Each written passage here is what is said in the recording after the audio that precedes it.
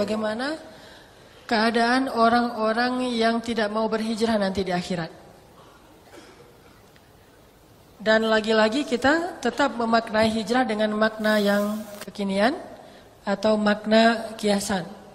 Orang-orang yang tidak mau mengubah kehidupannya kepada apa yang Allah perintahkan.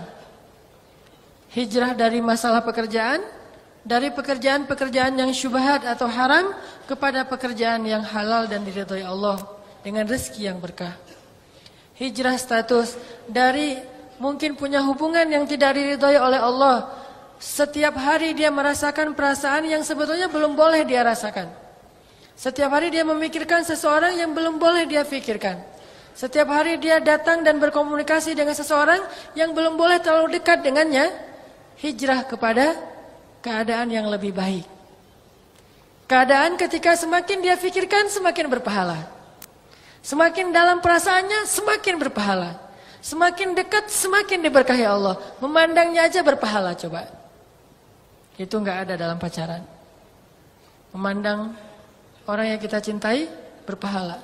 Kalau pacaran memandang dosa. Disuruh menundukkan pandangan. Ngobrolnya sambil ngelihat ke bawah. Udah sholat tahajud belum? Ngelihat ke bawah. Atau kalau kita lagi jalan bareng gak saling bertatap-tatapan. Jadi kalau misalnya satu mobil, satu di depan ngedrive, satu lagi di belakang. Itu paling syar'i itu. Kalau gak siap kayak gitu, gak usah deh. Kalau perlu kalau mobilnya 3 row gitu kayak Livina atau Mobilio, dia yang paling belakang. Sekalian jagain barang-barang gitu. Gimana barangnya? Ini paling belakang. Supaya menjaga jarak, jangan terjadi fitnah.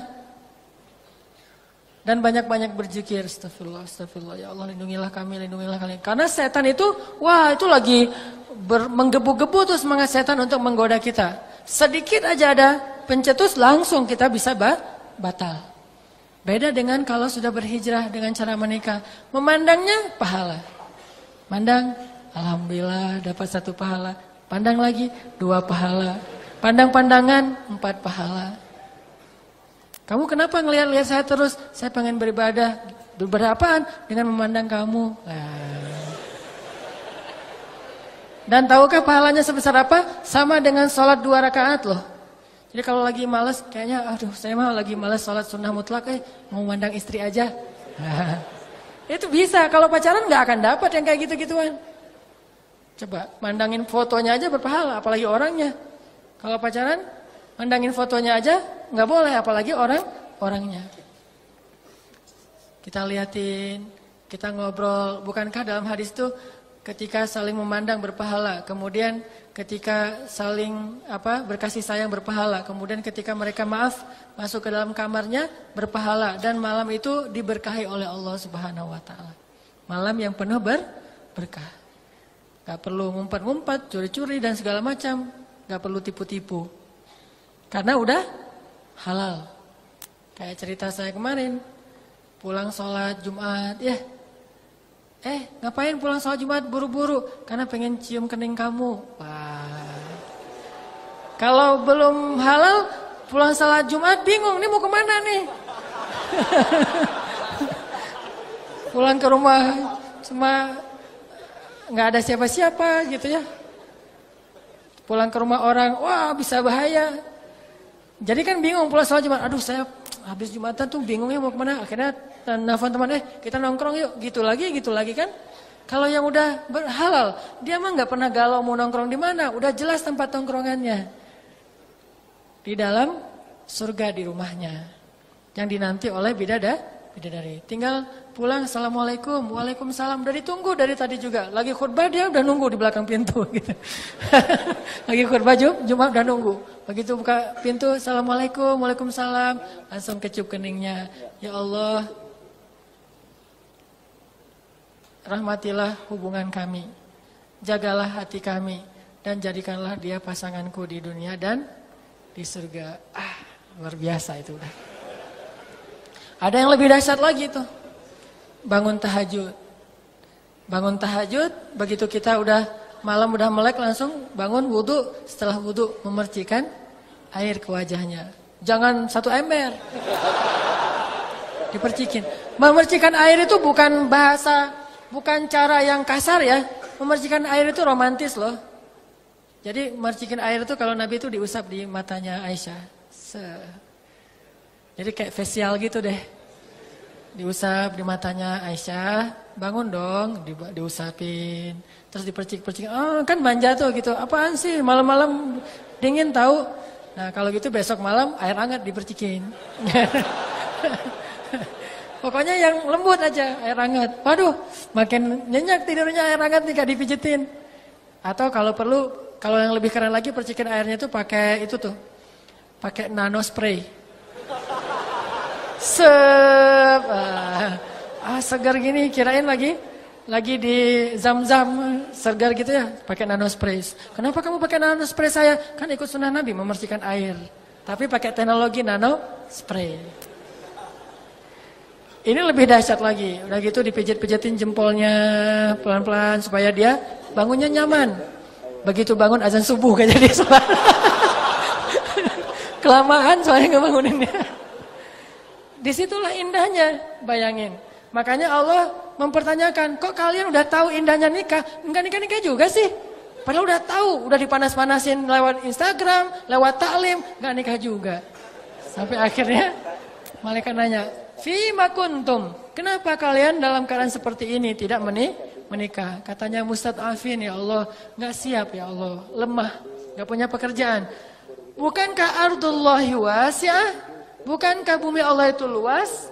Dan Allah berjanji di ayat yang ke-100-nya tadi, siapa yang berhijrah, Allah akan memberikan jaminan muraghaman katsiran wasa. Banyak jalan keluar dan kelapangan. Itu janji Allah untuk orang yang berhijrah. Enggak usah khawatir. Dan saya yakin yang di atas itu semuanya udah pada siap. Tinggal datangnya kapan gitu. Mereka udah siap dari dulu juga. Ya teh.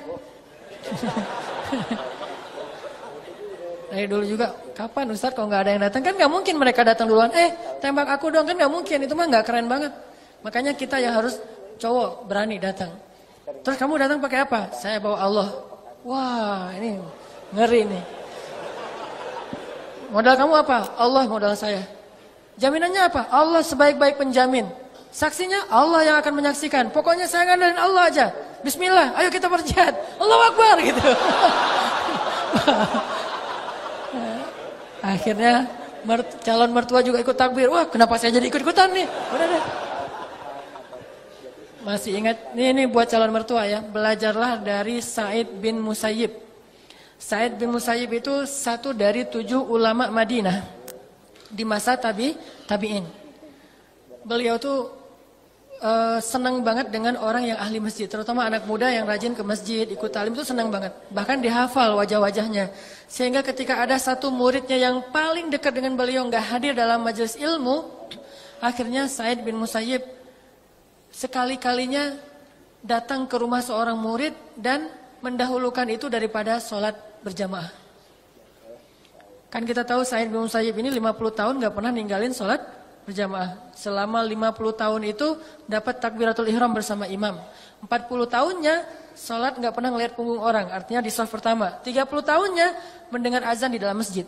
Nggak pernah azan dia masih di luar, nggak pernah tuh. 30 tahun azan di dalam masjid. Sekali-kalinya dia meninggalkan semua itu gara-gara datang ke rumah muridnya yang tidak hadir dalam majelis ilmu. Datang ke rumah muridnya. Assalamualaikum. Waalaikumsalam, kata muridnya di dalam rumah. Siapa? Orang Arab suka gitu. Man? Sa'id mengatakan Sa'id. Di masjid lagi azan. Ini bertamu. Sa'id, kata syekh ini. Kemudian muridnya bilang, saya tuh lagi ingat-ingat ada berapa banyak Sa'id di kota Madinah. Karena saya nggak kepikiran kalau itu Sa'id ibnu Musayyib. Saya ingat semuanya, Sa'id bin ini, Sa'id bin ini, Sa'id bin ini, ada 10 Sa'id, semuanya saya ingat kecuali Sa'id bin Musayyib. Kenapa? Gak pernah menduga kalau itu Sa'id ibnu Musayyib, soalnya Sa'id ibnu Musayyib itu gak mungkin pergi ke rumah seseorang ketika azan. Gak mungkin. Pasti dia akan mendahulukan salat jamaah, baru beres itu ngurus yang lain. Tapi pas dibuka ternyata Sa'id ibnu Musayyib, kaget, pasti ini ada berita besar banget nih. Lalu Sa'id ibnu Musayyib bilang, wahai anak muda, kenapa kamu tidak hadir dalam majelis ilmu? Saya kurang sehat ya Syekh. Kamu tidak punya pendamping? Tidak punya. Salamin saya. Ya. Apa ya Syekh? kamu akan menikah dengan putri saya. Langsung tuh, wah ini mertua keren banget kalau kayak gini. Tunggu di sini kata Syekh Said. Langsung pergi ke masjid, sholat dulu, selesai sholat, langsung balik bawa putrinya dan bawa 2 saksi. Ditodong coba, nikah todongan. Ini benar-benar bukan on progress ya, udah langsung nih. Bawa saksi, bawa putrinya. Gak tahu gimana cara ngebujuk putrinya juga ya. Orang dulu mah soleha, jadi gak perlu lihat dulu. Boleh lihat Instagramnya dulu, gak perlu gitu. Udah langsung aja. Datang, nama muridnya siapa gitu, ya Muhammad misalnya. Udah dibukain pintu, masuk semuanya ke rumah, salamin. Saya nikahkan putri saya dengan kamu, dengan mahar, hafalan Al-Quran yang kamu hafal dan seterusnya. Saya terima deh. Saya terima. Mungkin awal-awalnya dia masih kagok-kagok gitu.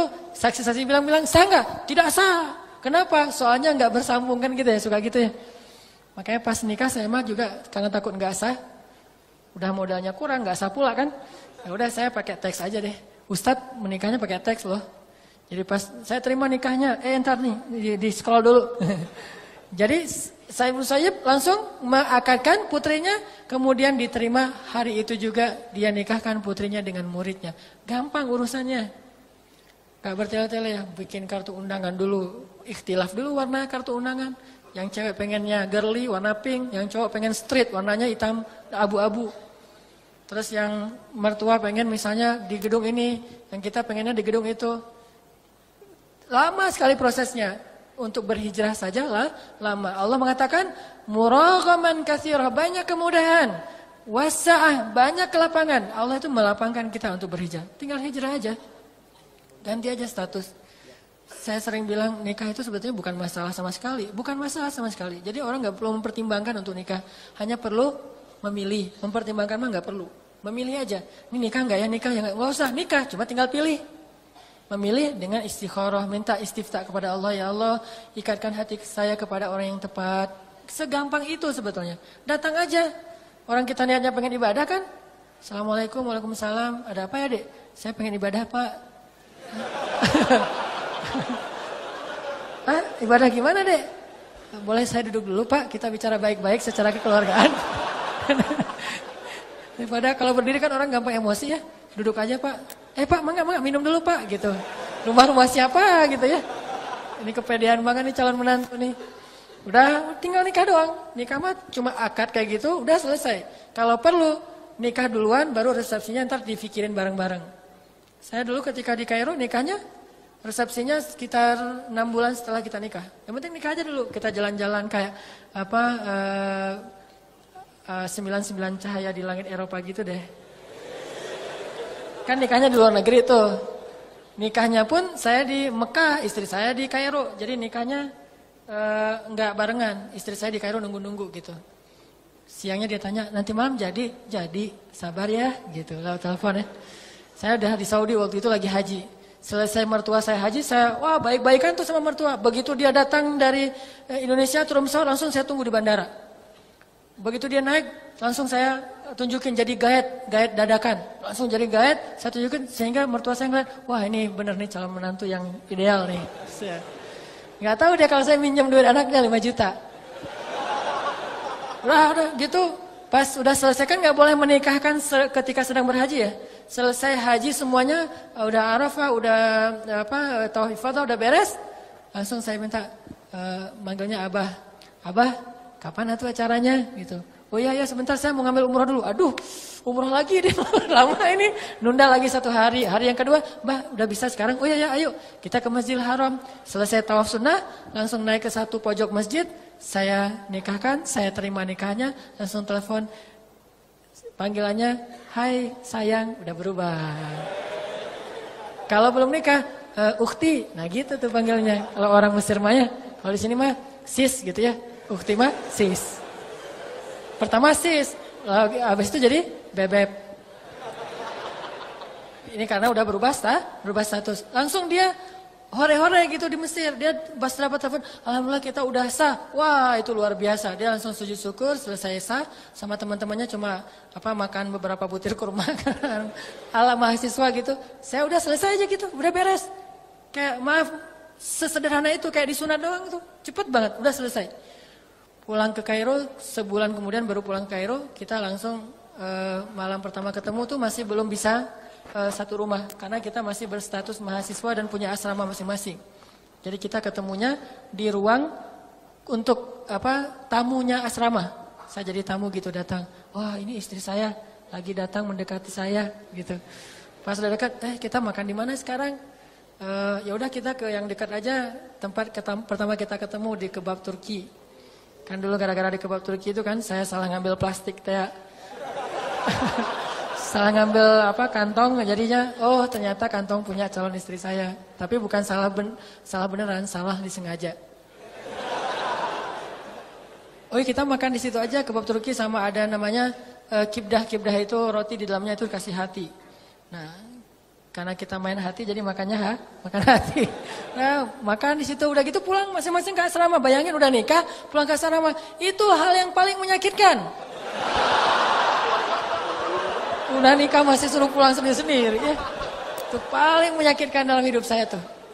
Bersabar, seminggu kita ngurus untuk surat-surat resmi biar boleh keluar dari asrama. Seminggu, bayangin bersabar seminggu. Ya gimana lagi ya, tahajud aja tiap malam. Karena ini udah lebih berat daripada jomblo. Jomblo udah jelas, udah puguh gitu ya. Kalau ini nggak jelas gini nih statusnya nih. Kita udah halal loh, iya sih. Terus gimana dong? Ya gitu deh. Akhirnya nggak. Setelah seminggu akhirnya kita nyari kontrakan, nemu kontrakan yang alhamdulillah Allah mudahin banget. Kontrakan yang biasanya harganya sekitar 1.000 pound itu 3 juta, kita dapat 400 pound, 1 jutaan lah. Untuk 1 tahun. Itu murah banget dan ada 3 kamar. Sementara kita cuma berdua. Udah aja pas masuk kontrakan kita dimudahin banget sama Allah, udah jalan-jalan keliling-keliling Kairo, ke Hurghada, ke Alexandria, ke Benteng Salahuddin, ke benteng ceritanya. Terus ke piramid, wah keliling-keliling aja sampai ada adegan kejar-kejaran tram gitu kayak MRT kalau di Singapura. Jadi karena memang kita baru awal nikah, belum terlalu kenal karakternya. Saya orang Aceh lagi waktu itu masih Aceh banget lah ya, masih ngomongnya mah belak-belakan, jelep gitu. Dia orang Jawa yang ada tata keramanya. Pas saya ngomong menurut saya nggak kasar, menurut dia kasar. Kok ngomongnya gitu sih? Apaan? Emang ada apa gitu? Saya nggak ngerasa kalau saya salah. Emang masalahnya apa? Dosa saya apa? Kayak gitu-gitu. Sosok sinetron gitu deh. Dosa saya apa? Kamu nggak tahu dosa kamu? Udah kamu gitu panjang akhirnya. Udah aja, padahal waktu itu mau ke kebun binatang. Akhirnya dia naik kereta, kebetulan keretanya itu bukan MRT yang cepat kayak di Singapura. Dia kereta dalam kota yang lambat banget gitu. Jadi kita jalan juga sama dengan dia. Cuman kan malah saking lambatnya tuh. Mungkin kalau di film-film di Jerman juga ada kereta kayak gitu yang di tengah kota lambat. Nah naik itu udah di gerbong paling depan. Saya kan di belakang. Tadi masih ngambek-ngambek gitu, akhirnya aduh ketinggalan sendiri, kejar tapi gerbong belakang, jadi kita di jendela gini-ginian, liatin. Dia turun nggak ya? Kalau dia turun, saya turun. Kalau dia nggak turun, saya tungguin. Begitu dia turun, saya langsung turun. Akhirnya kita pergi ke kayak di sini mah Jonas foto pernikahan. Itu baru foto pernikahan, dalam keadaan lagi kayak gitu. Jadi foto kita tuh lucu banget. Foto nikah tuh. Orang lagi bahagia tapi wajahnya bete gara-gara tadi ada yang keliru. Terus kita jalan lagi lihat Sungai Nil, kemudian makan jagung bakar di pesisir Sungai Nil. Wah, 99 cahaya langit Eropa. Saya nonton itu, saya mah udah ngalamin. Sesederhana itu. Tapi alhamdulillah Allah kasih rezeki karena saya di Saudi juga selain haji juga jadi pekerja. Karena semangat nikah teh kerjanya apa? Jadi kuli travel. Ngangkut koper jamaah haji, saya angkutin. Dulu saya nggak gini, lumayan dulu tuh mah. Karena sering ngangkut koper, ngangkut koper yang beratnya itu paling sedikit 25 kilo kan. Ngangkut ke lantai 5, nggak boleh pakai lift karena lift buat jamaah. Jadi kita pakai tangga naik, ngangkutin, turun lagi. Kalau lagi ada jamaah yang membludak, kita ngambil tempat tidur yang dari besi itu. Dan itu dibawa sendiri, bayangin tempat tidur besi itu bawa sendiri, pelan-pelan naik tangga, jam 2 malam, datangnya jemaah haji, ayo bangun, ngangkat tempat tidur, ngangkat, demi mengubah status hijrah. Ternyata Allah mudahkan, akhirnya uang 5 juta tadi menjadi 10 kali lipat, hiduplah kita di Mesir beberapa tahun, tanpa bekerja, main-main aja kerjaannya.